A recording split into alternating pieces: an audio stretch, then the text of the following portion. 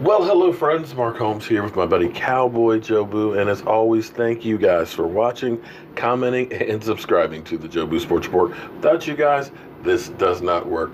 Let's get open for business here.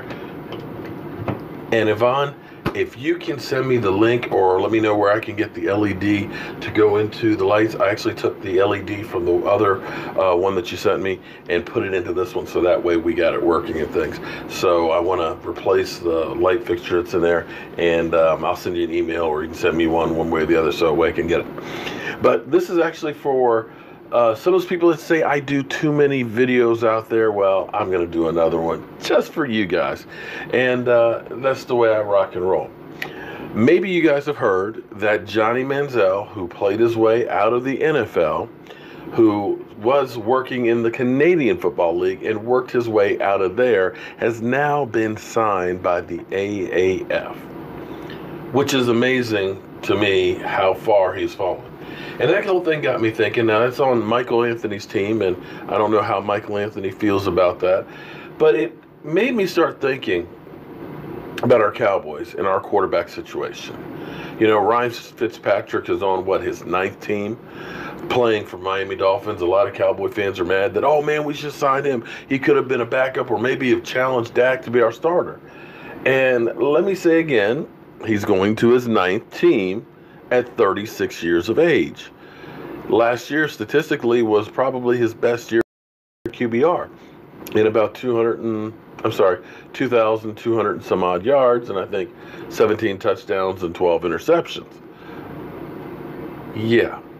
And he started out the season hot as could be, but then got cooled off and then lost the starting job, and then got it back, then lost it again, and so on and so on and so on. I'm not adverse to a veteran presence as a backup, but fortunately, thus far, Dak Prescott has stayed healthy in his career.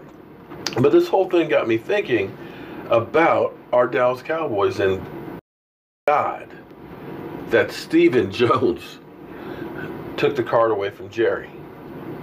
Because you'll remember, Jerry wanted this guy. This is the guy that Jerry Jones wanted to lead the Dallas Cowboys. Now, granted, it was going to be sit behind the bench, you know, behind Tony Romo for a couple of years, but it was going to be show me the money. And the Cowboys get accused of making a lot of mistakes. And they have made some big mistakes over the year. But I'm glad we didn't make that one. But, you know, it's interesting because this was another mistake, another bullet that we dodged.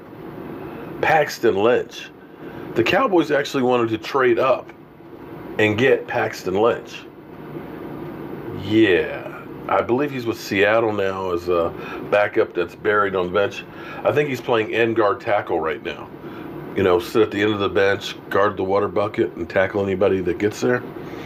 In that same draft, you know, there was another quarterback that was highly touted, and Christian Hackenberg. Sadly, Christian Hackenberg, who was quarterbacking Michael Anthony's team in the AAF, did he get hurt or did he just lose his job because he sucks? He's not on my team. Oh, what team is he on? He's on the Memphis Prescott. That's not my team. Oh, okay. But is he still starting? No. He's not very good, though, is he? Yeah. So much for what the experts say about some of these guys, because, of course, these guys were all rated higher than Dak Prescott.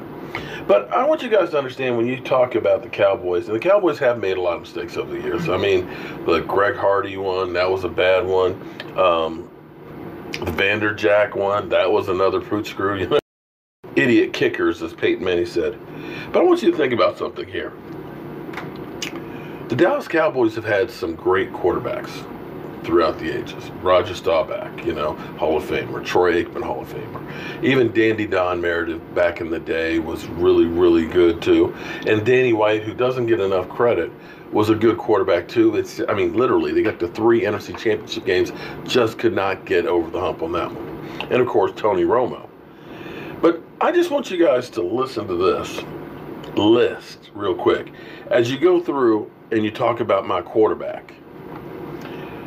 Because after Troy Aikman, you know, we had Jason Garrett, who was kind of in the mix when Troy was still there, along with Randall Cunningham. and then Anthony Wright, and Quincy Carter, and Ryan Leaf. You know, we actually had Ryan Leaf here. The biggest bust possibly in the NFL history. Clint Stoner. Chad Hutchinson. Two-star. Baseball and football, but actually didn't star in either of them. Vinny Testaverde was here. Yeah. Old-ass Vinny. Drew Henson. Drew Bledsoe. And then finally we got lucky and got Tony Romo. But even during that time, we had Brad Johnson, we had John Kitna, Stephen McGee, Kyle Orton, Brandon Wheaton, and Matt Castle, and even Kellen Moore.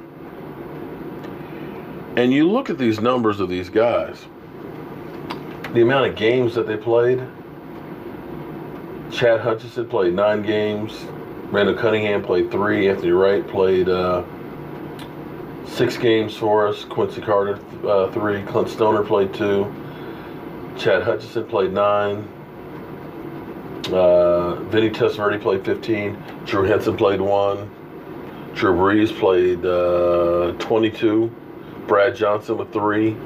John Kitna with 0 games that season. Stephen McGee 1 game.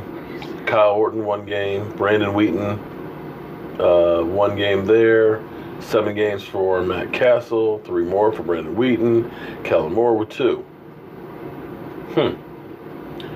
But since that time, Dak Prescott 16. Dak Prescott 16. Dak Prescott 16. Not bad. And averaged basically 11 wins for each of those 16 games. At some point, you have to start looking at that and that's not bad. Because it's still a lot of hate out there and disbelief where I'm still hearing that we should go Tannehill. What? What? Man, we should have traded for Joe Flacco. What? There were even people last year saying we should have went for Kirk Cousins? Come on now. The Cowboys have made a lot of mistakes over the years. I can't dispute that. But when you look at Dak Prescott, not saying he's Aaron Rodgers yet, but I gotta tell you, he damn sure isn't Johnny Manziel. Thank God.